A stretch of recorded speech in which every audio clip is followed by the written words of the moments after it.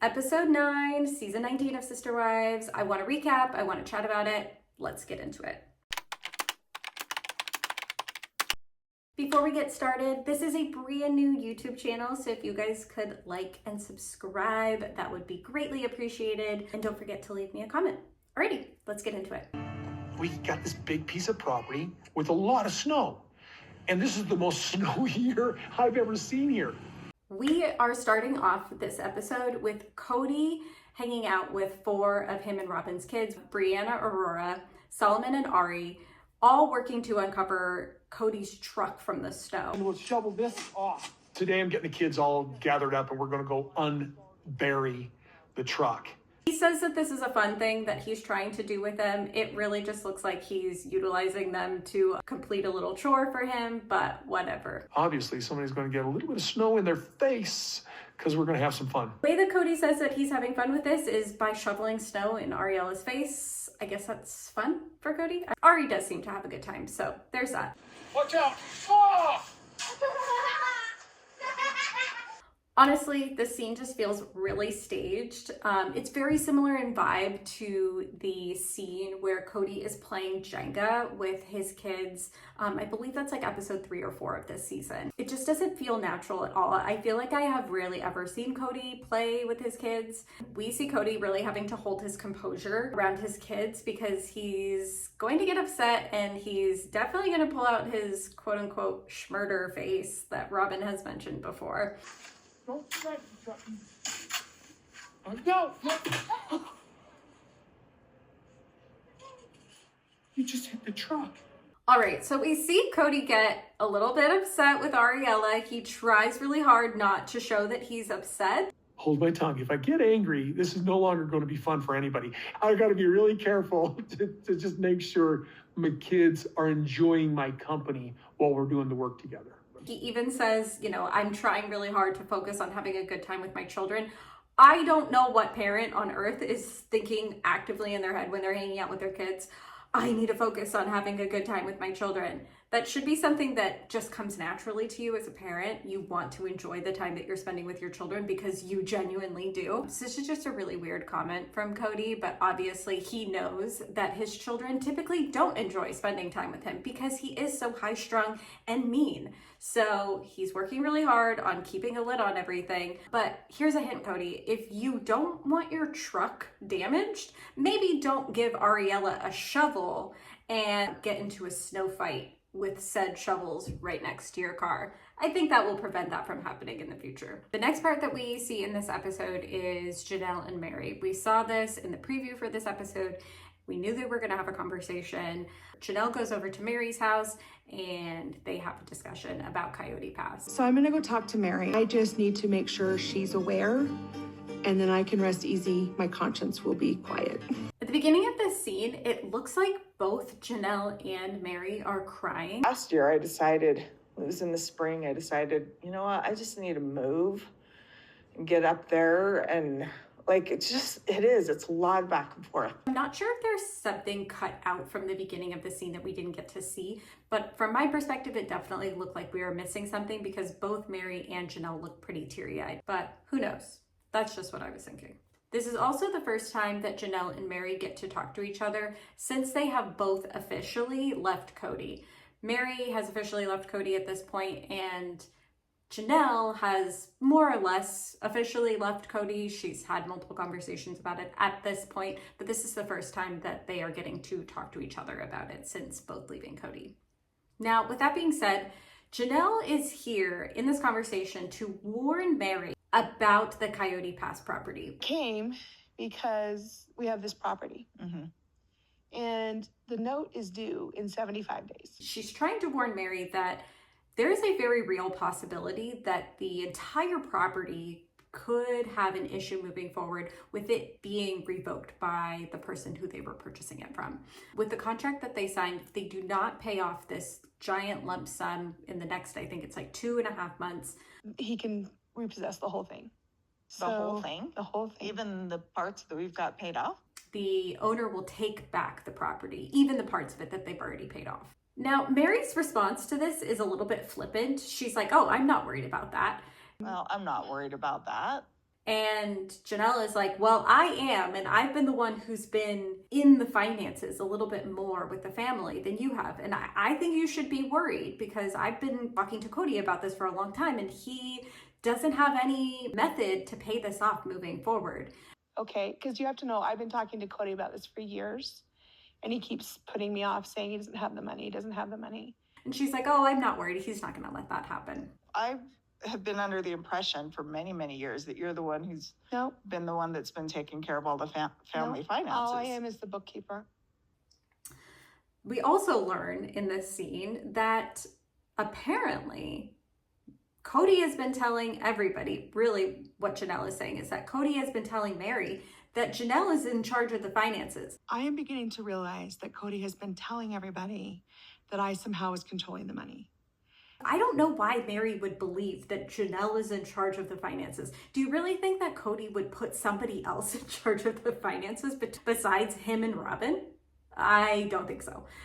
So I think that that's very funny. But of course, Janelle has mostly been a bookkeeper, accountant. She's been the one monitoring the cash flow of the family, but in no way, shape, or form is she in charge of how the money is being spent. Because if she was, Coyote Pass would most likely be paid off by now. And trust me, if I really was, we would be in a very different position. The second thing that Janelle is trying to warn Meri about is that she's concerned that Meri's not going to get her fair share. I'm going to suggest to you that you protect your interest in it as far as what you're entitled to, a quarter of it.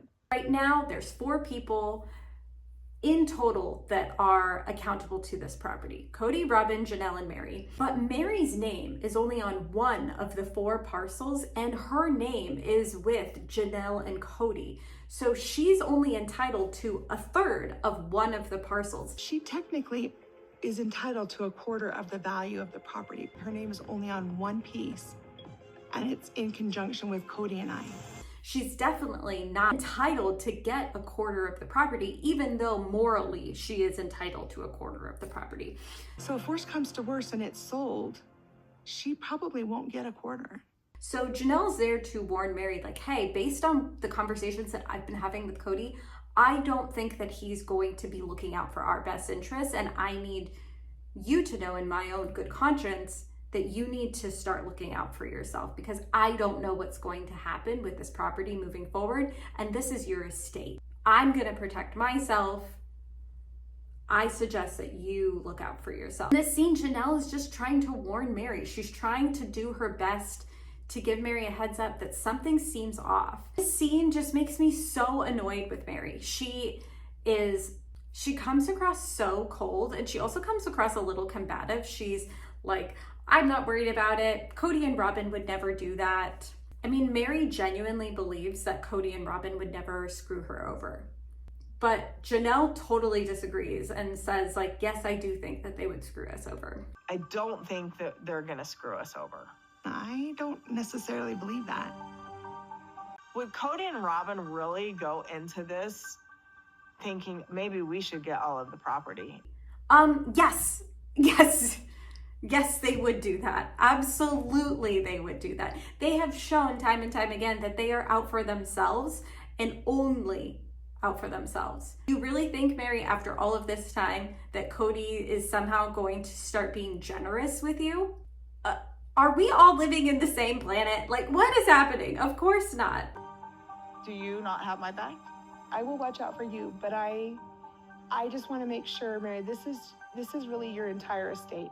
This is such a weird comment coming from Meri. The whole reason Janelle is even at your home right now is because she wants to have your back. She is trying to look out for your best interests, and you are being dismissive every step of the way. I don't think that there's really any need for protection. Don't you think that we have each other's backs as far as that goes? No, I really don't.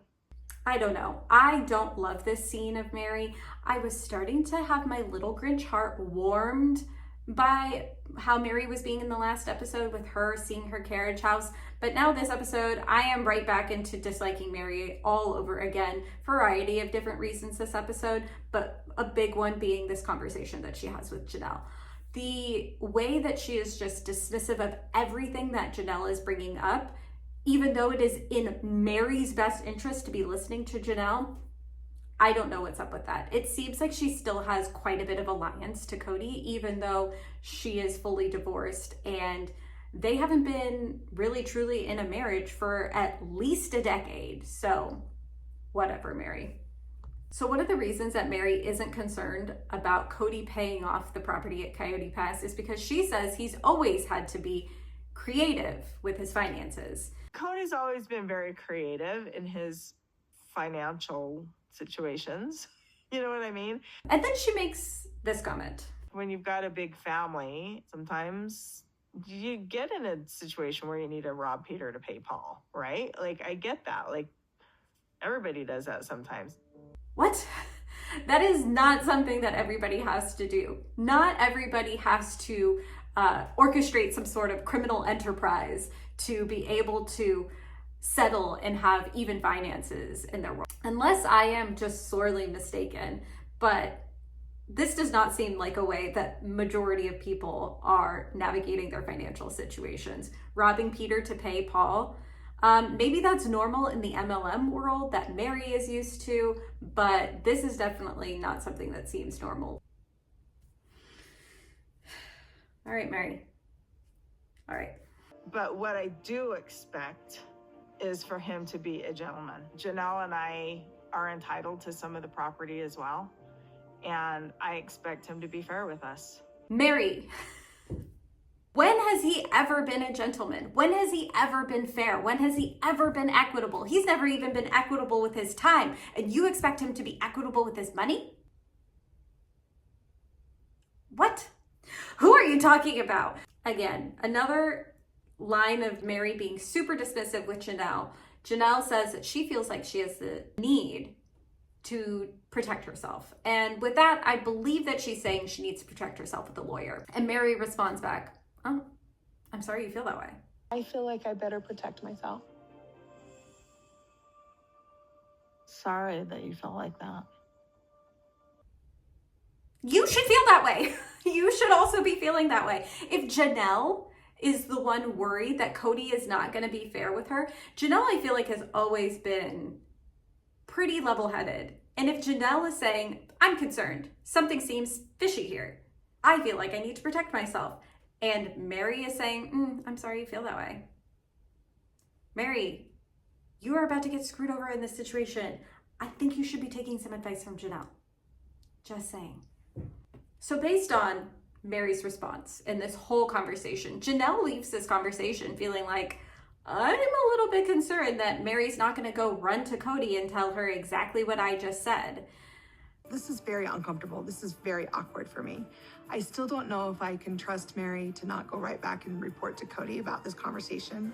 And I think Janelle has every right to feel that way, because this did not feel like a genuine conversation where Meri was focused about her own interests. She still felt like she was playing the game where she was protecting Kody and believing what a great guy he was. And I don't know why she's still doing that. Stop protecting Kody. He doesn't need it. Alrighty, in this next scene, we see Kody and David go house shopping. This is gorgeous. We want a home big enough for all of our kids to come hang out in, but not live with us. Honestly, again, another kind of boring filler clip. But there is one thing that I wanted to mention. The clips that this show chooses to keep in are so bizarre. There is a scene of Kody asking David, hey, after you go to the bathroom, are you planning to use the same sink every single time when you go to the bathroom if we're in a bathroom that has two sinks? Like, if you're going to go to the bathroom and you came to wash your hands, would you always go to the same sink, you know? Or would you use both Well, sinks? if my stuff was over there, then I'd You'd go always that go that sink. one. Who cares? Why is this scene in here? This is like, it's so confusing to me because I know we have like so many months of content right now. We have so many months of content to get caught up on. And this is the scene that chooses to stay in the episode? Why? We then jump into the next scene, which is all of the Utah family driving down to Flagstaff for Gwen and Bia's engagement party. This is very fun. Everyone who lives in Utah decided to drive to Gwendolyn and Bia's bridal shower together. David got like moments to get to know all of us a little bit better. I love traveling, so we all had a great time. They're all in the car together and they all decided to drive down to Flagstaff for the party. We're gonna rent a home, and then David and I are going to host a family that'll get together so he can meet Janelle's kids. Then we learned that Christine and David rent an Airbnb and host a little get together so that David can meet some of Janelle's kids, which he is going to meet Gabriel and Savannah. Gwendolyn and Bia are now engaged. Bia's cool. Really, really, really sweet. I just love how Christine talks about Gwendolyn and Bia. But to see Gwendolyn's eyes just light up around Bia, and Gwendolyn is so comfortable around her. She really emphasizes how much Gwendolyn is happy when she's around Bia and how much she lights up. Just a really, really sweet and genuine moment from Christine where she is just really appreciating the fact that her child seems really happy, and that's great. Always such a relief when your child finds their person. And then we cut to a scene of Kody. And in the scene of Kody, he is talking about how he's totally fine with Gwendolyn marrying a woman. I had no problem with Gwen marrying a woman. And he got a message from God saying that, you know, it's God's job to judge, and it's only Kody's job to love. And I specifically had an experience where God said, I judge, and he told me, and you love. That's how I live if I can. Well, it's really rich, Kody, that it's only your job to love your children, considering that you don't have a relationship and are estranged for more than half of them. Okay, sure, whatever you say. The date site, she stalked me. I couldn't get off of it. Gabe ends up asking David how he and Christine met. We get to hear a little bit more about the online dating pursuit and how Christine was stalking David. All of a sudden I see a message, so I had to pay $60 to get on the date site. Wow, is $60 worth it? Oh yeah, it was worth $60. Awkward. We have heard this story so many times, but we did get to learn a little bit more about this, where apparently David had created a profile but then deactivated it. Christine was still able to message that profile, so in order for David to interact with Christine, he had to reactivate his dating subscription, which cost him $60, and he says it's the best $60 he ever spent. So I did the minimum, like $60. Was it a waste? Is that... No, it wasn't a waste, okay? It was the best $60 I've ever spent. That's right. Very sweet. Moving on. In this next scene, it didn't seem like anyone caught on to this joke, and I don't know if I'm the only one who noticed this, so please let me know down below if you also caught on to this. But it's when Gwen is talking to David, and they are talking about how old he is and the fact that he's 9 years older than Christine, and David comes back with this line. He's older. Asked him last night, huh? You said I wasn't old, huh?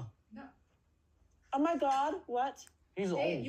Excuse me, was that just a bedroom conversation? Your mom wasn't calling me old last night. Last night, huh? You said I wasn't old, huh? Sir, keep that comment to yourself. Excuse me. But honestly, the crude jokes seem to be a really big thing on Christine's side of the family.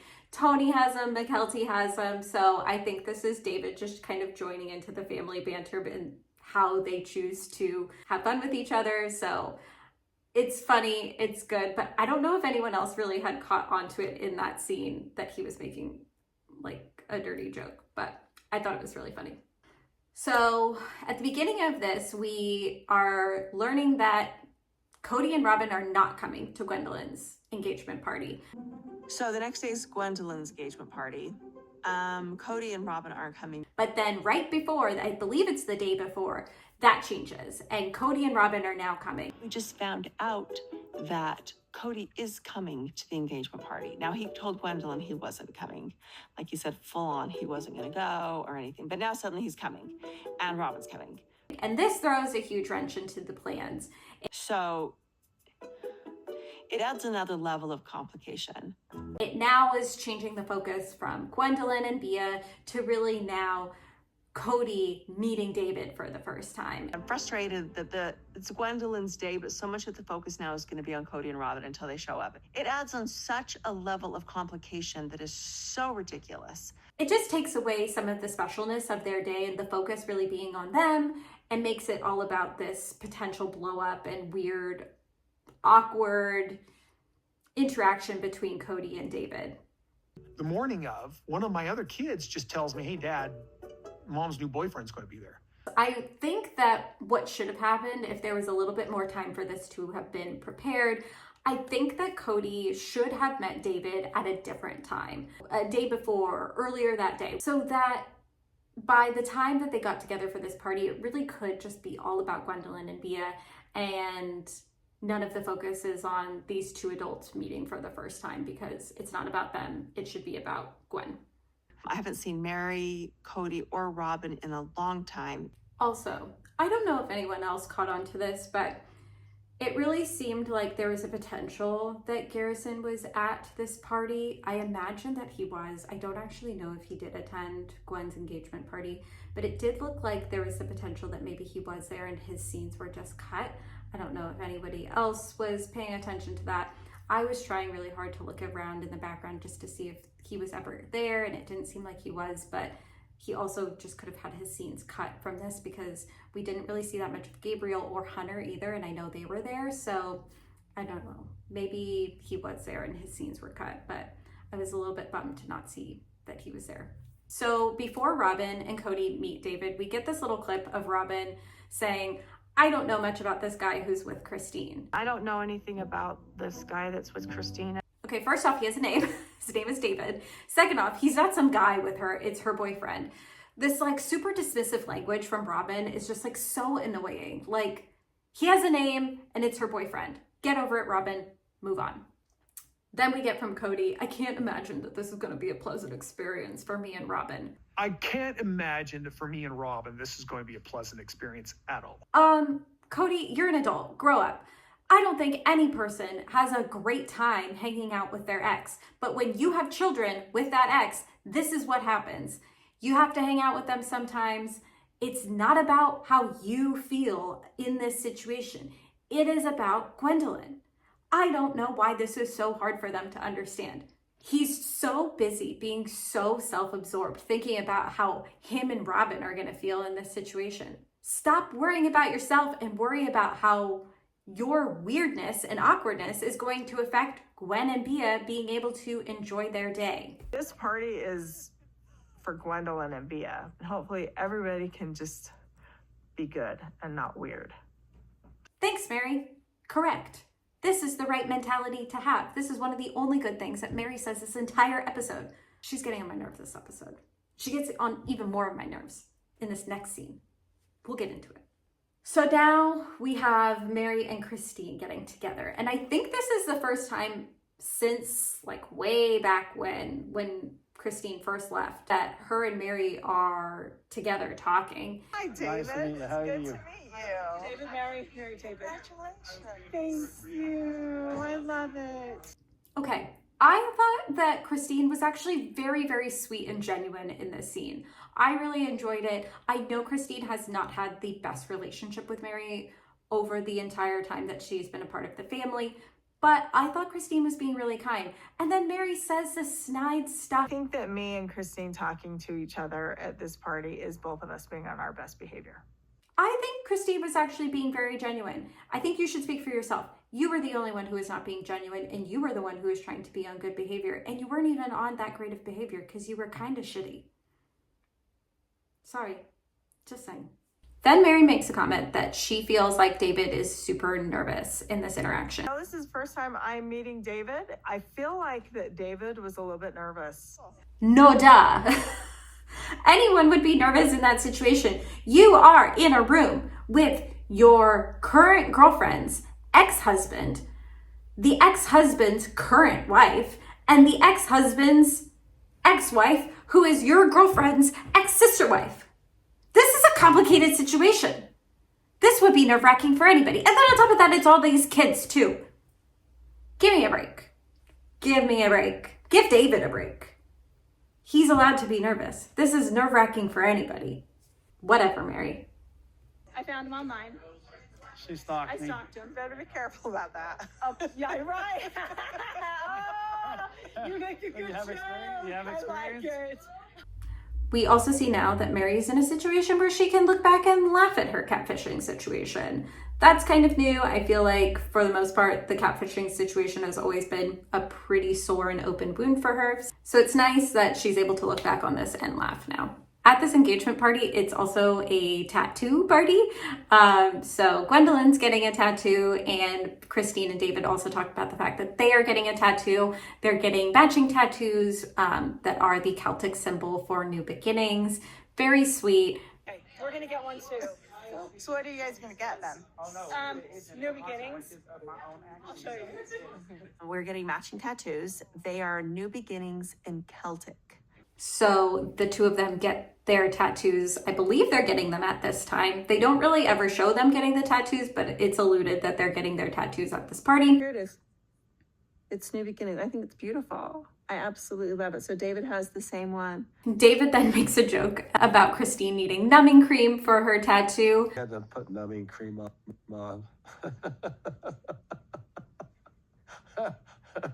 I think this is actually really funny because Christine has gone through unmedicated natural childbirth multiple times. That has to be hands down the most painful thing ever.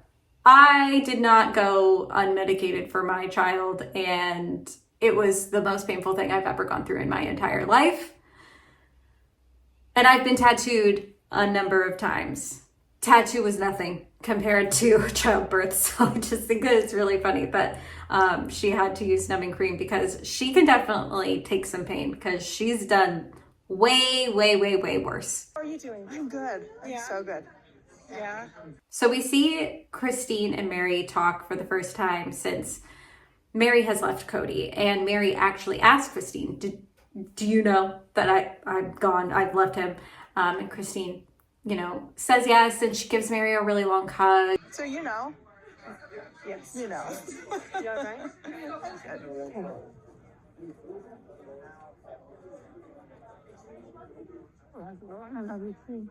This scene seems like such a sweet and wholesome moment, and the fact that we know now in current day that these two still aren't really in a good place is just a shame, but honestly, Meri's being kind of a turd this day anyway, so I get it. But there is still a world out there where I wish all of the OG3 could really get back together and be friends, but I know that there's a lot of history that prevents that from happening, but fingers crossed. I just want them all to be happy, really, even if it's not all together. Just everyone be happy. They deserve it. Even Meri, who she gets on my nerves. Even Meri. It's better on the other side, isn't it? I liked my side. In this scene, we also see that Christine is really trying her hardest to support Meri after this divorce. She's trying to convince her, look, like, it's a really hard decision, but it's so good on the other side. It's so good. Like, you will be so happy. You have happiness out there that you don't even realize. Like, Christine is doing everything she can to try to convince Meri that this was a great decision and that she will be really happy. And Meri is just shutting it down. I liked my side. I wanted things to end differently. And that's fine. Meri is expressing how she feels, but I just wish she could just meet Christine in the middle a little bit more with what she's saying. Christine's trying really hard to be kind and supportive, and it just seems like Meri is really not putting the same energy forth. Love being divorced. And I don't think she's there yet. I don't think she likes being divorced. I think she hoped it would have worked. And in fact, she says, I don't want to be open with Christine. I'm not in a position to be open with my feelings with her. I recognize that Christine's really trying to cheer me on, but she and I are not in a relationship where I'm comfortable opening up to her. Okay, if you're in a position where you don't want to be open with your feelings with her, why did you start this conversation about the fact that you left Kody? If you didn't want to get into it, don't get into it. If you're going to bring it up and then be too shy to talk about it because it's too close to the chest, why did you bring it up in the first place? Meri confuses me, and she also frustrates me. Get it together, Meri. This next scene we get from Kody is bizarre. Let's take a look.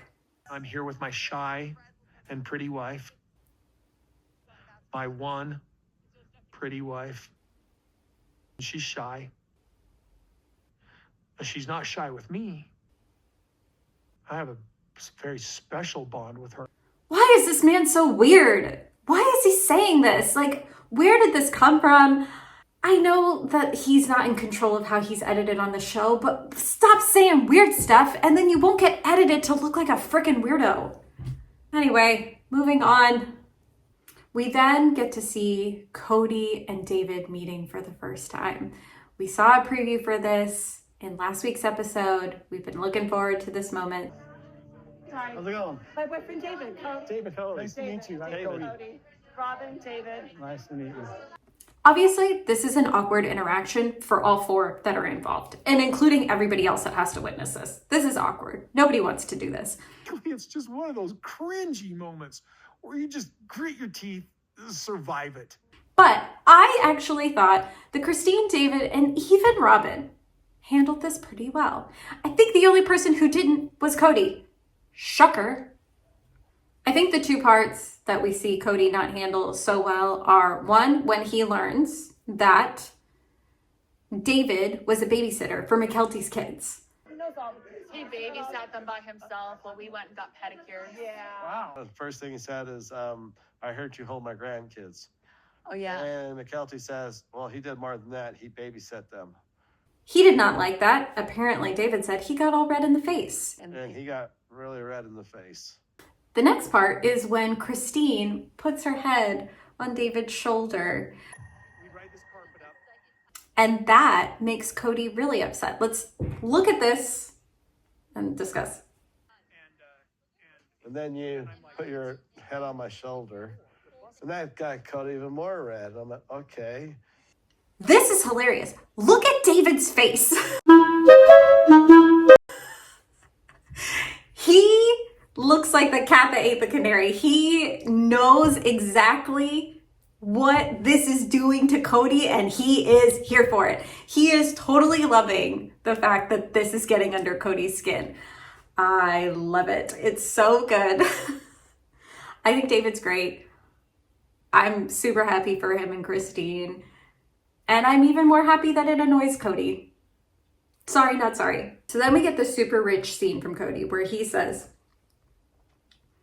meeting David was fine, except he was making way more eye contact with Robin than he was with me. What was interesting is David made more eye contact with Robin and talked to Robin way more than me. First off, Kody, there's a reason for that. Maybe it's because you have resting asshole face, and that makes Robin a lot easier to talk to than you. The other thing that Kody, I feel like, is implying here is that everybody's looking at Robin. Everybody's trying to get with Robin. Have you ever thought about the fact that not everybody is attracted to Robin? I feel like this man thinks every other man out on the planet is trying to steal Robin from him. Not everybody wants Robin. You can keep her, actually. You can keep her. Then we get a scene of Kody saying that he sees Christine hanging on David's arm, and I'm not bothered by it. Christine was kind of swinging off of his arm, which was probably appropriate as the stage of their relationship, and nothing about that bothered me. Yeah, because that's the way somebody who's completely unbothered behaves, like that. Okay, whatever you say. You're not fooling me. Then we get the end of the party. I certainly wished Gwendolyn's engagement party would have been different. And it's very clear that Christine is upset that this party was mostly focused on David and Kody meeting for the first time than it ever was about Gwendolyn and Bia, and that she's really disappointed that that's how that ended up turning out. You know, Kody being there needed to happen. It's his daughter. I do know that that's probably a sore spot between Christine and Gwen, maybe even still. But it's nice that Christine acknowledges that, you know, she wishes this party could have gone different for Gwendolyn. I'm so proud of her for letting Kody and Robin come. We all did the best we could in the end. And that's the episode. In the preview for the next episode, we see that Christine and David bought their house. They're going to go look at it. We also see Isabel and Christine have this kind of heartfelt conversation where Isabel is really expressing some fears that David is out to replace the relationship that she has with her dad. So we'll get to see more of that next episode. We also get to see that Meri is saying goodbye to Robin and Robin's kids. And it seems like Kody is having some heartfelt feelings about this. Save it, Kody. You've had over a decade to fix things with Meri. And none of us are buying it now that you suddenly want to fix things with her and are feeling super sad that she's leaving. None of us believe you. Save it. And then lastly, we see that David proposes to Christine. So we get to finally see the proposal that we've heard a lot about. And that does it. That's my recap. Those are my thoughts. Let me know what your thoughts of this episode were down below. Let me know what you think of my commentary. Do you agree with me? Do you disagree with me? I would like to know. Let me know either way. Don't forget to like, don't forget to subscribe, and I will see you guys in the next video. Bye, everyone.